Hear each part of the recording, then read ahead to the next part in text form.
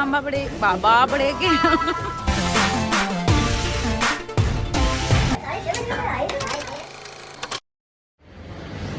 तो हम पहुंच चुके हैं लखनऊ स्टेशन।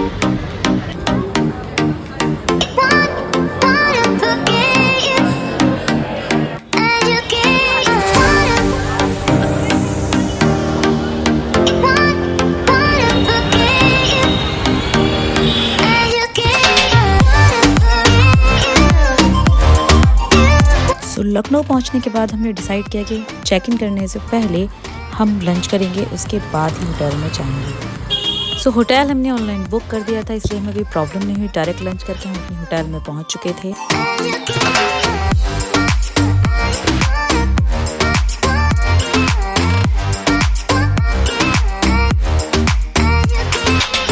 ये होटल रूम है जो कि काफ़ी अच्छा है, क्लीन है फर्स्ट ऑफ ऑल, एंड ये मिलता है यहाँ से हमें बाहर का व्यू भी। सो ये हमारा होटल रूम है which is very clean and convenient and also beautiful room.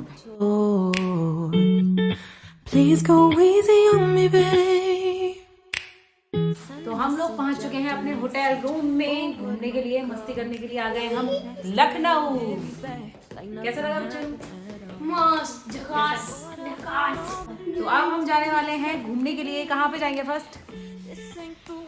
चिड़ियाघर। फर्स्ट हम भूलभुलैया जाएंगे, देन जू जाएंगे, उसके बाद हमें घूमना है डॉक्टर अंबेडकर पार्क। और पूरा ब्लॉग आपको देखने को मिलेगा, तो कंटिन्यू बने रहना चाहिए। Sound the alarm, I'm coming up, we'll have a ball, I'm sweet like। तो हम पहुंच चुके हैं इमामबाड़े में, और बड़े इमाम बड़े बाबा बड़े के बड़े इमामबाड़े के बाद जाएंगे हम भूलभुलैया में। तो हम जा रहे हैं। राजस्थान में गुफ्तगू कहलवाना है, मकसद आपको इमामबाड़ा की अहमियत को समझाना है। मुस्कुराइए, इतिहास लखनऊ की। मुस्कुराइए मुस्कुराइए, आप लखनऊ में हैं। Don't stop, turn it up. Don't stop, turn it up. Don't stop, turn it up. Don't stop, turn it up. Don't stop, turn it up. Sound the alarm, I'm coming. इमामबाड़े के अंदर जाने के बाद में हमारा कैमरा ऑफ करवा दिया गया था, इसीलिए इमामबाड़े के अंदर की ज़्यादा फुटेजेस नहीं हैं। Crystal glitter all over. इसके बाद हमने जल महल देखा, जहाँ पे एक बहुत ही इंटरेस्टिंग चीज़ थी। जिस टाइप से आज के डेट में हमारे यहाँ पे सीसीटीवी कैमरास लगे रहते हैं, वैसे वहाँ पे पानी भरा जाता था और उसको रूम में एक अंदर की साइड में जाने के बाद में देखिए इस तरीके से पानी में जो भी गेट पे आता था उसकी शैडो दिखाई देती थी। है ना इंटरेस्टिंग।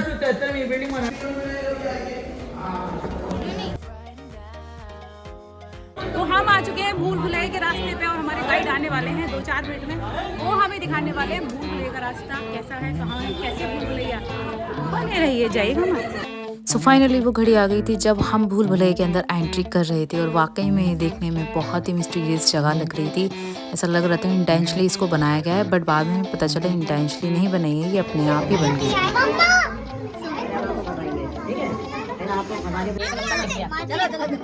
इतना छोटा बनाओगे तो कैसे दिखेगा? सर्कल तो कर दो, ठीक?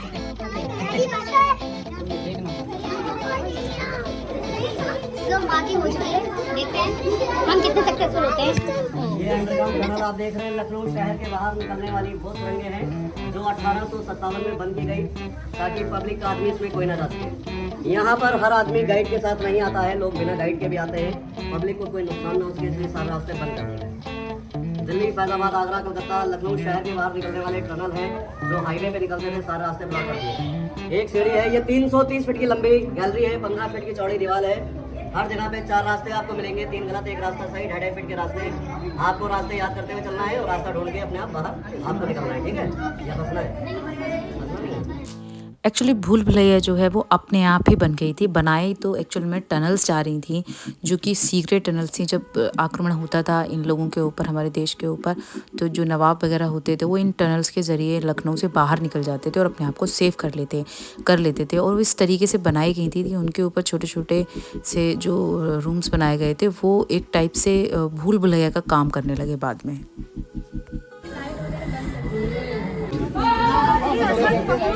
देखते क्या होता है।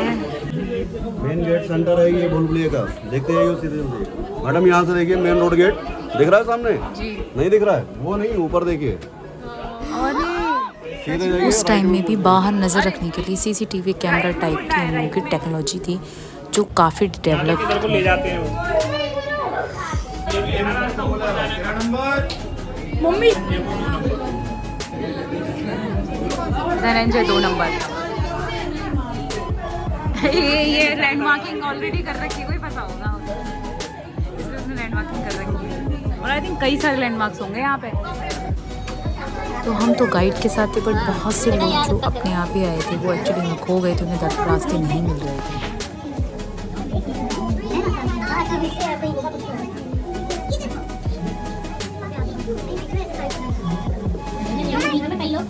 वही है लोग, वही तो।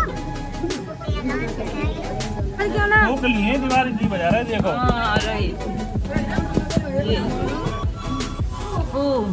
ऊपर पहुंच चुके हैं हम। चलिए चलिए आगे बढ़िए। आ जाओ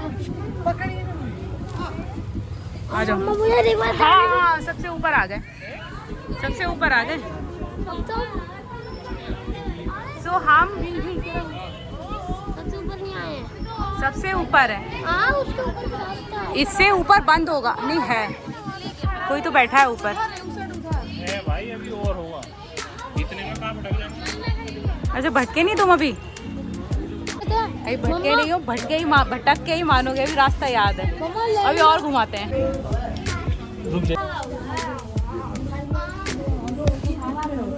यहाँ से कहाँ दिखता है?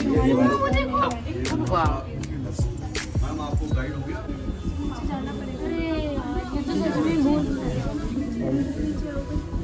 अब नहीं समझ में आ रहा भैया। हो गए, घूम गए तुम। फाइनली घुमा दिया है ना।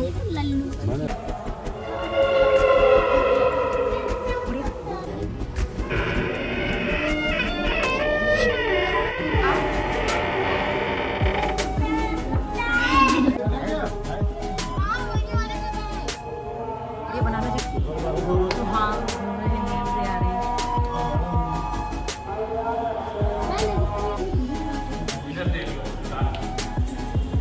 प्रति नहीं, रनिंग नहीं, प्रति नो।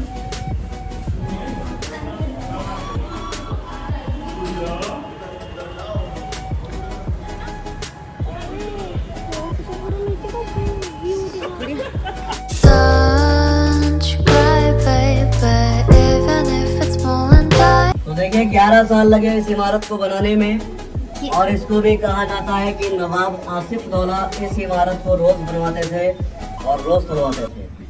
जिस टाइम बड़ा इमामबाड़ा भूल भुलैया बनाया गया उस टाइम सूखा काल, बेरोजगारी इतनी थी, लोग रोजी रोटी के लिए परेशान थे। कुछ लोग ऐसे भी थे जो दिन में काम नहीं करना चाहते थे शर्म की वजह से, तो उनसे कहा गया कि अगर आप दिन में बनाने का काम नहीं करना चाहते हैं तो रात में आप तोड़ने का काम कर सकते हैं। तो इस तरह से सबकी रोजी रोटी चलती रही। एक मुहावरा, एक कहावत है लखनऊ की बहुत फेमस, जो शायद आपने सुना होगा। कहा जाता था कि जिसको ना दे मौला उसको दे नवाब आसिफ दौला। ये कहावत है लखनऊ की बहुत फेमस। लेकिन नवाब आसिफ दौला का कहना था कि जिसको नहीं देगा मौला उसको क्या देगा नवाब आसिफ दौला, यानी कि जिसको भगवान ईश्वर नहीं देगा उसको भला एक इंसान क्या दे सकता है। तो इस तरह से इमारत बनती रही, टूटती रही और लोगों की रोजी रोटी चलती रही। उस ज़माने में भी हज़ारों लोगों की रोजी रोटी बड़ा इमामबाड़ा भूल भुलैया से जुड़ी हुई थी, और आज भी हज़ारों लोगों की रोजी रोटी इससे जुड़ी हुई है। ये जो आप मसाला देख रहे हैं जिसमें कोई सीमेंट नहीं, कोई लोहा नहीं, कोई सरिया नहीं, इसलिए कि सीमेंट उस ज़माने में था ही नहीं। उड़द की दाल है, मसूर की दाल है, सिंगाड़े का आटा है, बेल का जूस है, गुड़ है, शहद है, लाल सूप की चूना कोयला जिससे इसको बनाया गया। अक्सर आप लोग भूल भुलैया घूमकर चले जाते हैं और आपके मन में जो है एक ख्याल रहता है कि आखिर भूल भुलैया क्यों बनाया, क्यों करेक्ट। मैं यही अभी रास्ते में सोचती आ रही थी कि जरूरत क्या पड़ी, क्यों बनाया गया बनवाने का भूल भुलैया। देखिए भूल भुलैया कोई बनवाने का रीजन नहीं था, ये है बड़ा इमामबाड़ा। इमाम कहते हैं अवतार को बड़ा, यानी कि बड़ा घर है। जैसे मंदिर, मस्जिद और गुरुद्वारे होते हैं उसी तरह से ये भी धार्मिक स्थल है। हजरत इमाम हुसैन, जिनकी याद में मुहर्रम मनाया जाता है। हर शहर में, हर जगह आपने देखा है, सुना है, इनकी ओरिजिनल दरगाह इराक में है। हर इंसान इनके दर्शन करने के लिए इतनी दूर नहीं जा सकता है, इसलिए नवाब आसिफ दौला ने ये बड़ा इमाम बड़ा बनवाया कि जो लोग इनके दर्शन करने के लिए इतनी दूर नहीं जा सकते हैं, वो लोग यहाँ पर आ सकते हैं अपनी मन्नत पूरा दिमाग। कौन थे इमाम हुसैन? हजरत इमाम हुसैन मोहम्मद साहब के नवासे थे, हजरत अली के बेटे थे, जिनको करबला में शहीद किया गया और आज भी उनकी याद में गम मनाया जाता है। मुहर्रम मुहर्रम कोई खुशी का त्यौहार नहीं है, जैसे कि हमने आपको बताया, एक गम मनाने का त्यौहार है जो हर देश में, हर शहर में मनाया जाता है। तो ये जो आप बड़ा इमाम बड़ा देख रहे हैं, किफायतुल्लाह खान इंजीनियर जिन्होंने इसको बनाया, किफायतुल्लाह खान इंजीनियर जिनकी समाधि है नीचे इमामबाड़े के अंदर, जिस टाइम इस इमारत को बना रहे थे, इस इमारत का बैलेंस नहीं बन पा रहा था, तो उन्होंने क्या करा कि 15 फीट चौड़ी दीवारें बनाई, उनको अंदर से खोखला करते चले गए। आपने देखा होगा नीचे कितनी बड़ी छत है, एशिया का सबसे बड़ा हॉल कहा जाता है, जो विदाउट सपोर्ट, कोई सपोर्ट नहीं है, उसी के ऊपर पूरी इमारत है। आप उस टाइम उसी के ऊपर खड़े हुए, हजारों लोग यहाँ पर रोज आते हैं, घूमकर चले जाते हैं, इस इमारत में कोई फर्क नहीं पड़ता। तो किफायतुल्लाह खान इंजीनियर ने 15 फीट चौड़ी दीवारें बनाई, उनको अंदर से खोखला करते चले गए। आपने ध्यान दिया होगा कि जितना आप ऊपर चढ़ते चले गए हैं, उतने आपको रास्ते चौड़े मिलते चले गए। इस तरह से बिल्डिंग का वेट कम हुआ, लोड डिवाइड हुआ और भूल भी अपने आप बनते चले गए। जो मेन रास्ते थे वो जमीन के अंदर थे। अभी आपने देखा सुरंगें दिल्ली, फैजाबाद, आगरा, कलकत्ता, ये सारे लखनऊ से बाहर निकलने वाले रास्ते थे। उस जमाने में अगर कोई हमला होता था तो इन रास्तों के जरिए से लखनऊ से बाहर निकला जा सकता था। तो ये सारे रास्ते डैमेज हो चुके हैं, रास्ते बंद कर दिए गए हैं, ताकि हर आदमी तो यहाँ पर गाइड के साथ नहीं आता है, लोग बिना गाइड के भी आ जाते हैं, पब्लिक को कोई नुकसान ना उसके, सारे रास्ते बंद कर दिए। अब ये कोई रहने का भी महल नहीं था। आप लोग सोच रहे होंगे हो सकता है रहने का महल हो, तो रहने का भी महल नहीं था। यहाँ पर केवल एंटीक चीजें थी, इमामबाड़ा था, जिसकी वजह से यहाँ पर सिक्योरिटी रखी जाती थी और यहाँ पर सिक्योरिटी रहती थी। रहने का महल नवाब आसिफ दौला का जो छत्र मंजिल में कैसरबाग में CDRI ऑफिस बन गया है, वो छत्र मंजिल नवाब आसिफ दौला का महल हुआ करता था। 4 बाग रेलवे स्टेशन जो आप देख रहे हैं, जहाँ पर आज ट्रेन चल रही है, वो भी इनका महल हुआ करता था। तो ये सब दीवारें अंदर से खोखली हैं, जिसके अंदर से आवाज़ें सुनाई देती हैं और इसी तरह से मतलब ऑटोमेटिक बन गया ये। हाँ वही तो मेरे माइंड में क्वेश्चन आ रहा था कि इसको रिक्वायरमेंट क्या थी लोगों को इतना घुमाने की। सो फाइनली अब हम पहुंच रहे हैं टॉप पे, भूल भुलैया के टॉप पे, जो कि इमामबाड़ा के ऊपर है। अब हमें आते आते रात हो चुकी है, रात हो गई यार। तो ये है एंट्री गेट जहाँ से हमने एंट्री की थी इस इमामबाड़े में। जो नीचे इमामबाड़ा है, ऊपर भूल भुलैया। अब हम छत पर बैठे हुए हैं, काफ़ी रात हो चुकी है। जहाँ पर लखनऊ का नाम आता है, चाहे न्यूज़पेपर हो, पिक्चर हो, मैगजीन हो, ये रूबी दरवाजा बड़ा इमामबाड़ा। तो हम वापस जा रहे हैं, उन्होंने हमें घुमाया नहीं। Good guide.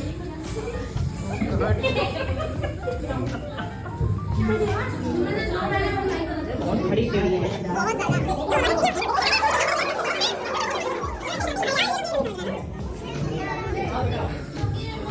अच्छी लाइट है। पैरों में हो गई ऐसी तैसी, नीचे खाले पड़ गए, खाले। कितना नाजुक नीचे से पता नहीं। इतना नाजुक हो। तो अब हम जा रहे हैं वापस। अब देखते हैं, जाएंगे छोटा इमामबाड़ा एंड घंटाघर। मिलते हैं नेक्स्ट ट्रिप में। तो हम टांगे चलाने वाले हैं, ये टांगे सवारी होने वाली है हमारी। दिन में ये बनता था, शाम को टूटता था। नवाब साहब की शर्त ही यही थी कि जब तक हमारे शहर से बेरोजगारी दूर नहीं होती, जब तक ये गेट बनेगा। और ये भी उन्होंने बनवाया था। जब तारा सिंह का बेटा अपने पिताजी को पाकिस्तान ढूंढने जाता है, जिस बस से उतरता है, वो गेट यही दिखा है। फाइनल करो तुम, ये बहुत बेस्ट है ये। अच्छा नहीं लगता है आपको? रहने दीजिए।